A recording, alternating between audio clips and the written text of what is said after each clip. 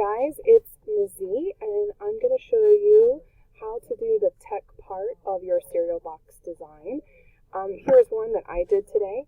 This is Whole House, which was founded by Jane Addams, and you can see the front, the sides. I have the nutrition facts.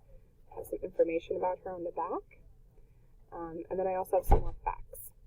This is what it looks like right before it was ready to print, so you can see my printer probably needs a little bit more toner. But you can see my full design all laid out, and this is what you are getting ready to make. So you're going to start in Pixlr. This is Pixlr. The address is right here. You're going to scroll down, and you're going to look for the butterfly, and you're going to click Launch Web App. And once you're here, you're going to open an image from the computer, and you're going to open up the template that I've provided to you. And it's in whichever folder I've told you it's in. So click here. Go find the folder. Mine's right here. And it says 00 cereal box template. So there you are. Click on it, open, and it should appear. One of the things I like to do is I like to move my layers over so I can see them. These are just clear pieces of plastic. Think of it like that, and you layer them one on top of the other. I want to show you what mine looked like when I was working on it. So here is my finished design right before I printed it, and you can see how many layers it took. And I've also named a lot of my layers, and the way you name a layer, like I didn't name this layer, so what I can do is toggle it on and off. It looks like it's those two little street urchins right there. See them? So I'm just going to double click, and I'm going to call it urchin. So now I know where they are, right? And then the same thing with this one. That looks like those are some houses. Double click. Houses. Okay? And so now I know what everything is. So if you see now fortified with, now fortified right here, I can click and I can find things, all right? So this is what it looks like when it's totally finished, but how do you get all these images on here? Well, what you do is you go up here and you go to Layer, and you go to Open Image as Layer, okay? So not File Open, but Layer, Open Image as Layer. And then you go find something. Now, I have a bank of stuff for you that you're welcome to use, but since you might be basing this on a book you've read, or a famous historical figure or historical moment, you might actually have to use Google Images as well, okay? But let's say for the purposes of this that I wanted a bowl of cereal. So let's look. There's lots in here. Let's say I wanted this one. Okay, so here's my bowl of cereal. If I want to move it around, I click right here. That's my move tool. I can click and move it around. See how nothing has names over here? I like for things to have names, so then I know where they are later. So I can double click and I can say cereal. And I can double click right here and I can say bowl. And in fact, I'm going to call this templates. Here we go.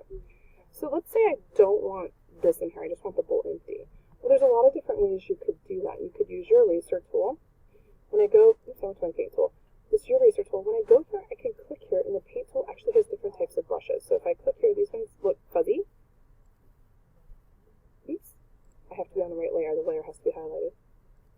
So that looks kind of fuzzy. I don't like that. So let me go Edit, Undo.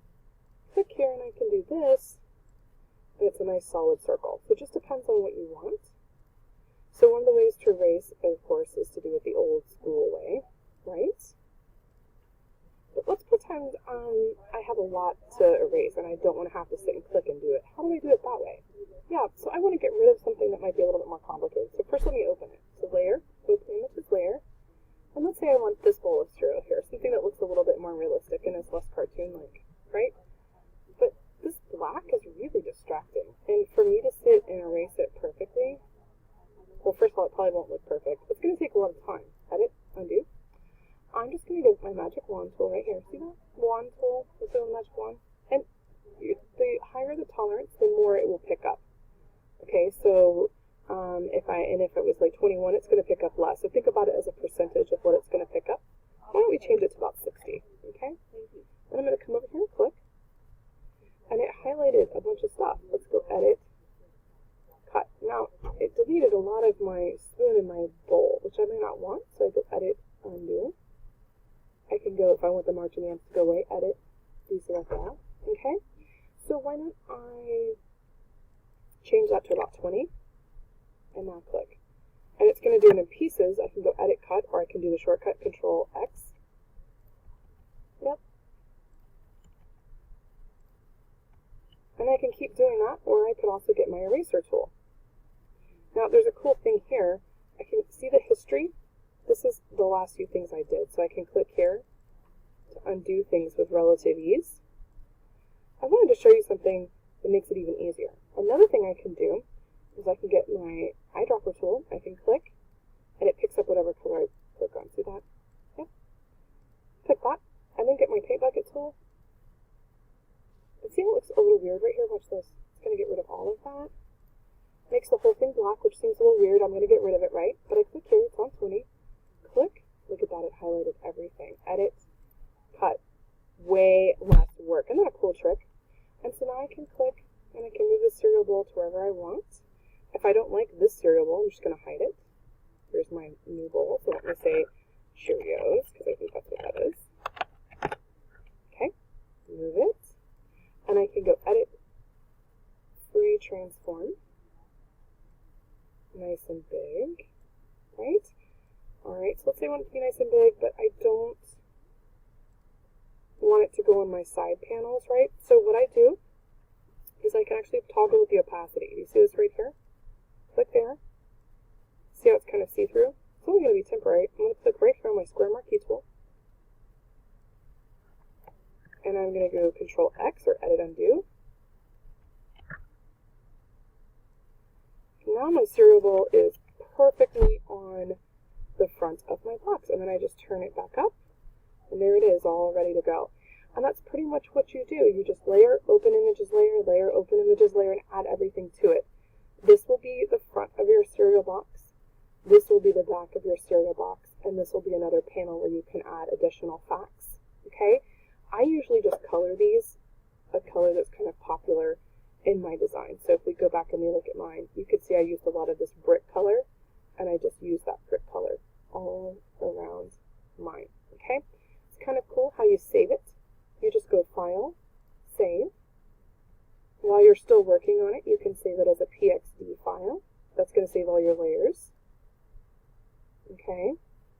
You want to give it a new name, so I'm going to call this Test, because I'm kind of testing with you, right? Save. So there's my PXD. When you're totally finished, you're going to save it as a PNG, which it kind of automatically wants to do anyway. And then if you were to go open that back up, it's going to look like this, and it will print super easy onto 8.5 by 11 paper, and then you're going to fold it and put it together, and I can show you what that looks like. So here is mine all printed out. You have to cut very carefully. The neater you cut, the happier you will be with your work. And then you're going to fold it. I find it easier to fold from the inside out, but you're going to fold everything in the same direction, and then you'll assemble it together. And once you do that, you will have your finished cereal box design. This was how to use Pixlr to make your cereal box design. Thanks, guys.